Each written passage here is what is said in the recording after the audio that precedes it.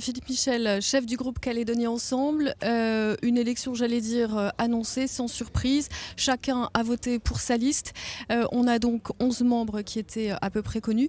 Vous avez fait le choix, vous ne vous en êtes pas encore expliqué, de reconduire Philippe Germain dans ce gouvernement. Lui-même avait annoncé son retrait de la vie politique. Pourquoi Philippe Germain ?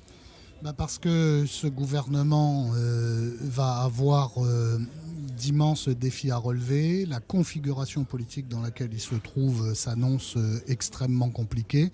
Et dans ce contexte, il est important pour Calédonie Ensemble d'être représenté par un membre du gouvernement qui connaisse parfaitement les rouages de l'institution et qui soit au fait des dossiers. Ce n'est pas le moment d'envoyer un nouvel élu qui découvrirait l'exécutif de la Nouvelle-Calédonie compte tenu des enjeux. Alors, prochaine étape là dans quelques minutes maintenant, au gouvernement, une première tentative pour choisir un président, un vice-président.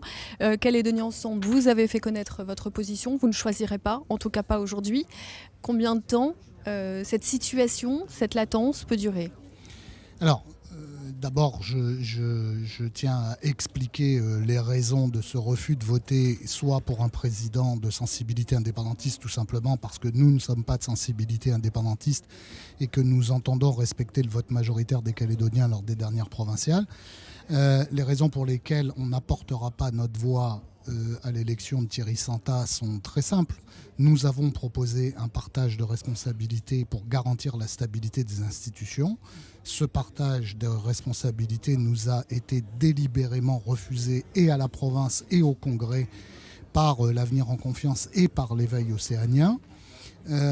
L'Éveil océanien et l'Avenir en Confiance portent par ailleurs un programme de réforme économique que nous n'approuvons pas du tout, que nous estimons extrêmement dangereux, a fortiori d'ailleurs dans une période probable de tension politique compte tenu du deuxième référendum. Et donc dans ces conditions-là, sauf à ce qu'il y ait une remise à plat des responsabilités des uns et des autres, il n'y a aucune raison que les 16 000 électeurs de Calédonie Ensemble qui sont totalement ignorés et méprisés par l'Avenir en Confiance et par l'Éveil océanien, aussi bien à la province sud qu'au Congrès, n'apportent leur voix à l'élection d'un président du gouvernement qui a délibérément choisi de nous mettre à l'écart et au contraire de promouvoir par l'attribution d'un poste de membre au gouvernement et l'attribution d'un poste de vice-président à la province, l'Éveil océanien qui, lui, a fait élire des indépendantistes à tous les postes de responsabilité du Congrès. C'est totalement incompréhensible. Donc vous attendez un rééquilibrage finalement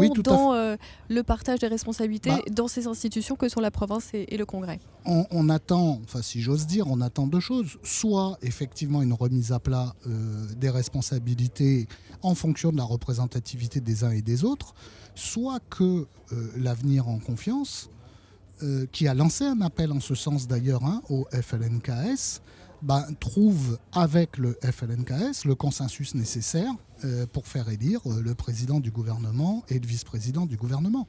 Mais on ne peut pas d'un côté nous mettre à l'écart délibérément et nous proposer un programme de gouvernement que nous ne partageons pas et en même temps réclamer notre soutien. C'est tout simplement incohérent.